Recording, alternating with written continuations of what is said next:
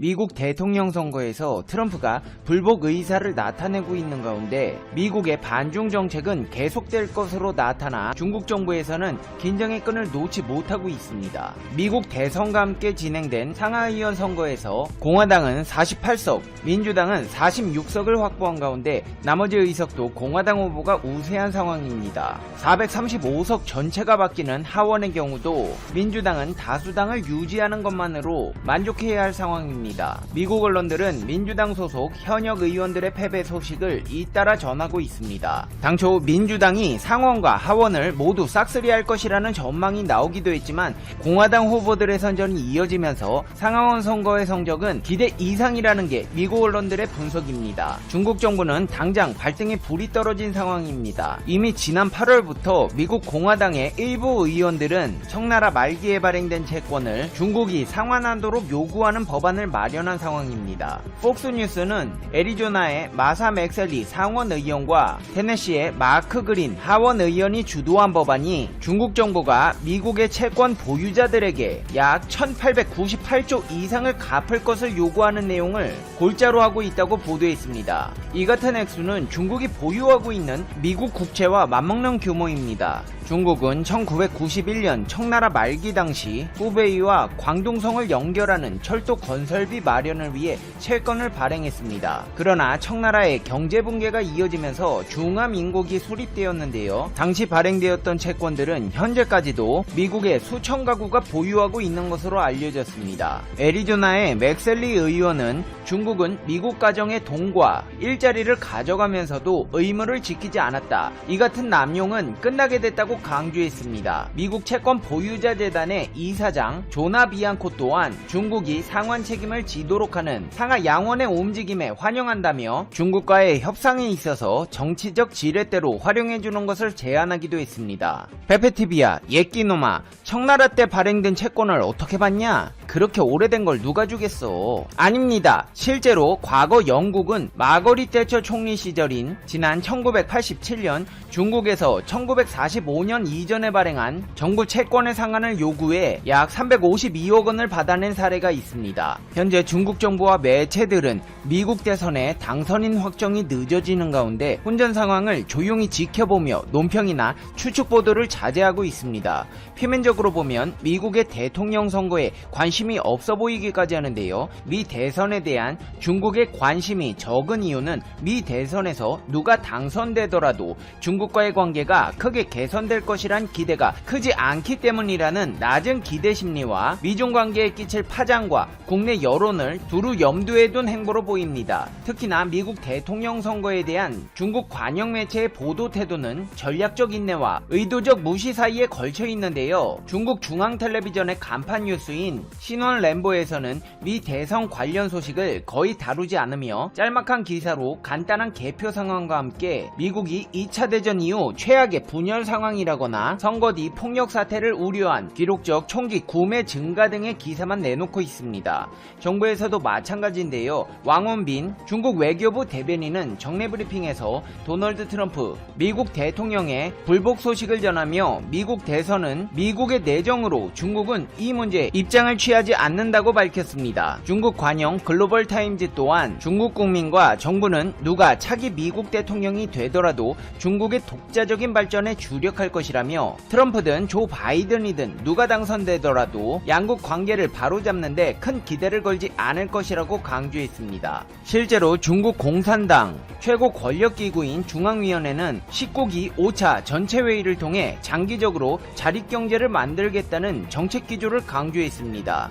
전문가들은 이 같은 움직임을 두고 미국에 더 이상 기대할 것이 없다고 판단한 중국에서 장기적으로 자립경제를 만들어 미국의 영향에서 벗어나겠다는 의지를 피력한 것이다. 미중 관계는 이미 돌아올 수 없는 강을 넘은 것으로 평가된다. 이는 중국의 자립 의지를 더욱 강화시킬 것이라는 분석을 내놨습니다. 하지만 미국과 중국의 마찰은 불가피해 보입니다. 중국의 강력한 반발에도 불구하고 미국이 다시 한번 대만에 첨단 무기를 판매하는 계획을 또다시 승인했기 때문입니다.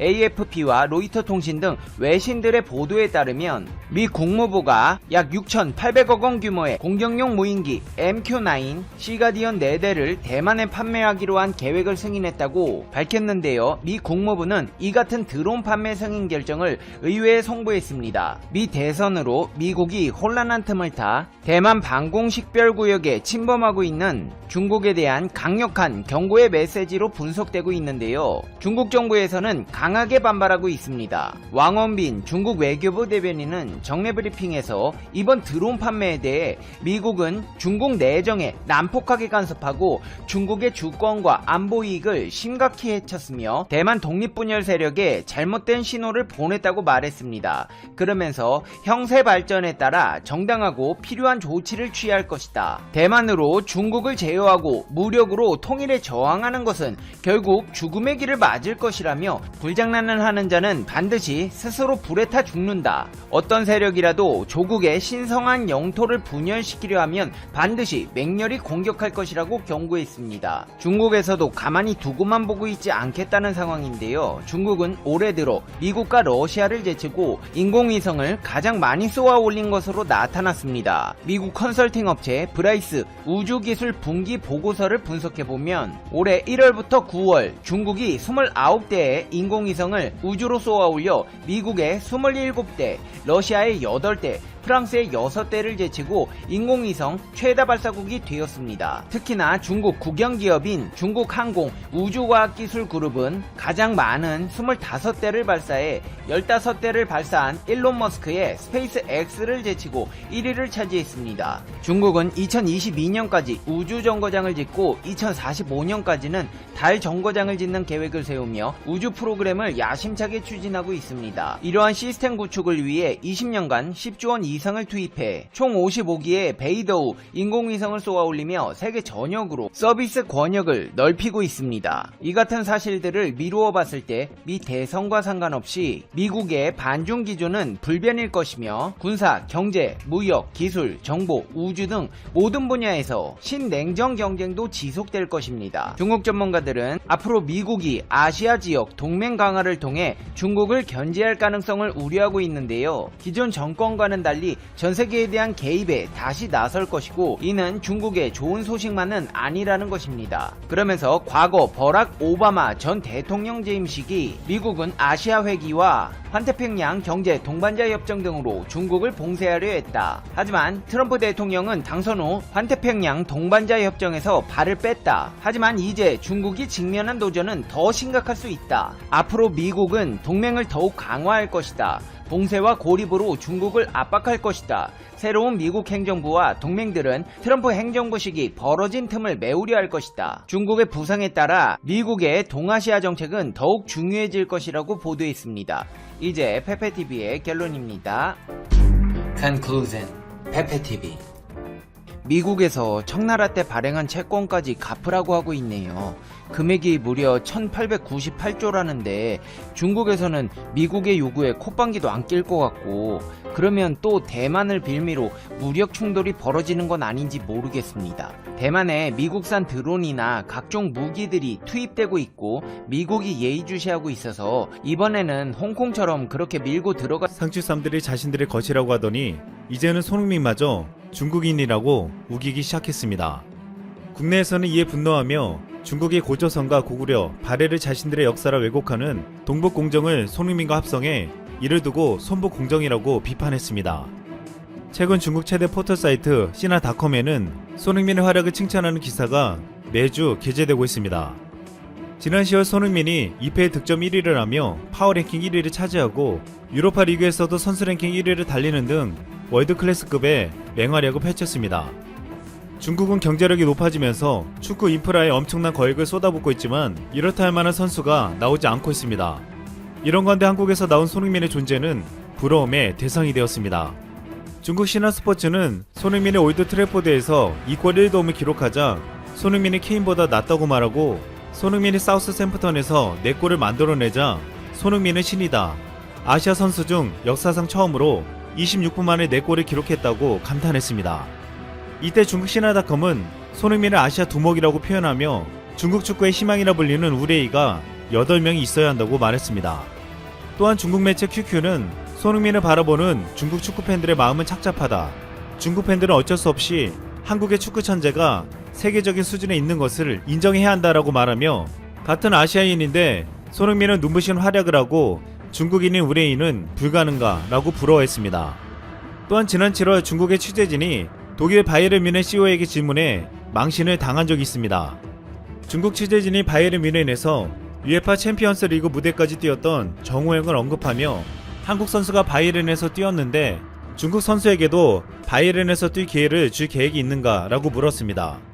그러자 바이에른 뮌헨의 루메네게 CEO는 예의를 갖춰 몇 년 전부터 중국 시장을 살폈지만 우리 바이에른에 어울리는 단 한 선수도 찾지 못했다고 대답했습니다. 이 같은 대답에 중국 취재진은 한순간에 벙어리가 되며 좌절하게 만들었습니다. 그런데 중국은 손흥민 같은 선수를 만들기가 어렵다고 판단하자 그렇다면 손흥민을 중국인이라고 우기자라는 어이없는 생각을 하고 있습니다. 이렇게 축구뿐만 아니라 중국은 한류가 전 세계에 폭발적인 인기를 끌자 사실 이 모든 것이 자신들의 것이라고 주장하고 있습니다. 넷플릭스에서 킹덤 시리즈가 인기를 끌면서 예상치 못하게 전 세계 주목을 받은 것이 한복과 갓이었습니다. 외국인들의 눈엔 좀비보다도 조선시대 모자 갓을 신기해하며 이 모자를 사겠다는 열풍이 전 세계에 불었습니다. 그런데 어느 순간 중국 드라마에서 한복과 갓이 등장하기 시작했습니다. 이것은 한국 것이 아니냐는 논란이 일어나자 중국은 이것이 원래 중국의 역사였다고 주장했습니다. 또한 BTS가 전 세계를 대상으로 경복궁 앞에서 한복을 입고 춤을 추고 블랙핑크가 뮤직비디오에서 한복을 입고 나오면서 인기를 끌자 사실 한복도 중국의 것이었다고 주장했습니다. 중국은 원래 한국의 한복이 명나라 한풀을 당시 속국이었던 고려가 가져다 쓴 것이라고 말했습니다.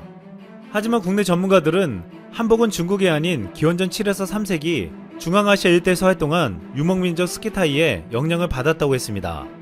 중국과는 서로 영향을 주고받았으며 중국 원나라 때는 오히려 고려 문화 풍습이 전해져 고려양이 한류 원조격으로 전달되었다고 했습니다. 또한 세종실록에는 세종이 명나라 사신에게 말총 10,000건을 줬다는 기록이 있으며 17세기 초 이수강이 펴낸 지복유설에는 마미군이라는 것이 조선에서 시작된 옷인데 이것이 흘러서 중국 수도로 들어와 귀한 사람이나 천한 사람이나 할 것 없이 이것을 입는 자가 날마다 늘어갔다는 대목이 나오고 있습니다. 국내 전문가들은 한복이 명나라 복식에서 온 것이라는 근거가 전혀 없는데 왜 그런 주장이 나오는지 모르겠다고 했습니다. 그러면서 정치적인 저희가 의심된다며 면밀히 조사해서 강력하게 대처해야 한다고 주장하고 있습니다. 중요한 것은 한류를 통해서 한복과 갓이 전 세계의 선풍적인 인기를 끌기 전까지 중국은 이 같은 주장을 하지 않았다는 것입니다. 현재 우리 네티즌들은 중국의 주장이 분노하며 트위터에서 한복 챌린지 운동을 시작했습니다. 한복은 한국 전통 의상이라는 메시지를 확산시키겠다는 것이었습니다. 중국은 여기에 김치와 상추쌈까지 자신들의 것이라고 했는데 우리가 절대로 참지 못하는 것은 9년 전부터 아리랑을 중국의 것이라고 주장하고 있는 것입니다. 지난 9월 중국의 예능 프로그램 저치시간모 3에 중국의 전통 공연이라는 무대가 펼쳐졌습니다. 그것은 아리랑 가락에 맞춰 부채춤을 추는 공연이었습니다. 심사위원은 아리랑에 맞춰 춘 이 부채춤을 두고 이게 바로 중국의 스트릿 댄스라고 주장했습니다. 아리랑은 한민족 고유의 한이 들어있는 우리의 소중한 민요였기에 중국의 이 같은 주장에 거센 분노가 일어났습니다. 아리랑의 기원에는 19세기 말 흥선대원군 때 생겼다는 학설도 있고 백제에서 비롯되었다는 이야기도 있습니다. 아리랑은 우리뿐만 아니라 북한은 물론 중국의 조선족 등 외국에 거주하는 동포들까지 공유하는 민족 전체의 문화유산이었습니다. 하지만 중국은 지난 2011년 조선족의 대표적인 민요인 아리랑을 국가급 무형유산으로 선정해 마음대로 자국의 문화에 흡수하고 심지어 유네스코에 등재하려 했습니다. 하마터면 중국에게 아리랑을 빼앗기는 사건이 벌어질 뻔했으나 2012년 우리는 아리랑을 유네스코 무형유산에 등재시키며 중국의 시도를 막아냈습니다. 그런데 중국의 문화 뺏어가기는 한국에게만 국한된 것이 아니었습니다. 최근 중국은 영어가 중국의 사투리였다고 주장하고 나섰습니다. 지난해 중국의 한 학회는 서구 문명이 중국에서 기원했고 영어가 중국어 방언의 한 갈래라고 주장했습니다. 중국 베이징에서 발족한 세계문명기원 연구진흥협회는 지난 20년간 관련 사료를 연구한 결과 서구 문명은 중국 문명의 하위 문명이라며 이 같은 주장을 제기한 것입니다. 이 단체 학자들은 영어 어휘가 중국어 발음과 의미를 기준으로 알파벳 26개를 다른 방식으로 조합해 만들어낸 것이라고 주장했습니다. 또한 이외에도 한국어와 일본어, 러시아어 역시 중국어 사투리의 일종이라고 주장했습니다. 더욱 어이가 없는 것은 이 단체 한 관계자의 발언이었는데 수백 년 동안 서양 위주로 전개된 세계 문명사는 중화민족의 문화 부흥을 가로막고 문화적 자신감을 크게 떨어뜨렸다며 세계 문명사의 본래 모습을 되찾는 것이 자신들 단체의 설립 취지라고 말했습니다. 또한 중국에서는 수십만 명이 넘는 팔로워들을 보유한 웨이버 인플루언서들까지 한복 동북 공정에 참여시켰습니다. 그들의 발언에는 중국의 진정한 의도가 들어있었습니다. 50만 명이 넘는 팔로워를 보유한 한 인플루언서는 외국인들을 우리 편으로 만들자라는 영상을 제작했습니다. 한복을 입은 이 인플루언서는 영상 하단에 영어 자막을 삽입했으며 한국은 중국 명나라의 것이다. 한국인들도 이를 알기 바란다고 강변했습니다. 여기서 외국인들을 우리 편으로 만들자는 말은 중국의 진정한 의도를 드러내고 있습니다. 현재 전세계 적이 되고 있는 중국은 한류를 통해서 전세계 문화적 힘을 발휘하고 있는 한국의 것을 빼앗아 가려고 하고 있습니다.